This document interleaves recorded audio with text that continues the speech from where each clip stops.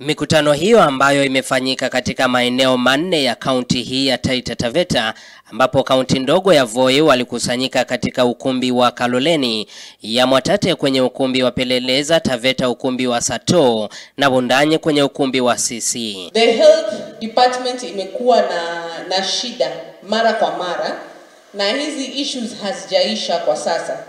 Like let's say example referral hospital yetu pale Moi, mimi nafanya kazi Moi, and it's in a sorry state, a very bad state. Wakazi wa Voi wameibua maswali kuhusu matumizi ya fedha za kaunti, huku wakilalamikia kudorora kwa huduma za afya, wakitoa wito kwa idara hiyo kutengewa hela zaidi. Kazi yetu pia alikuwa ameona kwamba kuna hii number 7 hapa, mishahara katika ofisi ya naibu gavana na gavana na pia ofisi zingine ilikuwa juu sana.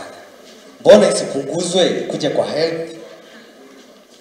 So tungependelea kwamba ipunguzwe ikuje kwa health. Manake hata ukitembea pale kwa ofisi, mimi nimetembea sana kwa ofisi hizi zote, unapata watu wameketiketi kila mahali, hakuna kazi wanafanya,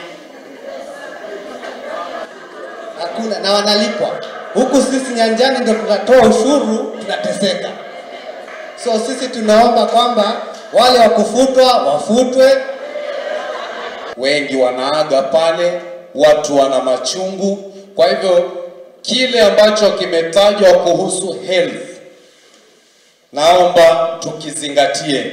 Hata ningeulizwa tungesema mambo mengine yote, hebu tuache kwanza, tuhakikishe hii afya imepewa kipaumbele na kimezingatiwa, itakuwa bora zaidi. Kinachosubiriwa sasa ni kamati maalum ya kuweka pamoja mapendekezo yote na kuyawasilisha kwa mwananchi mwezi wa 4 kabla ya kupeleka rasmi kwenye bunge la kaunti.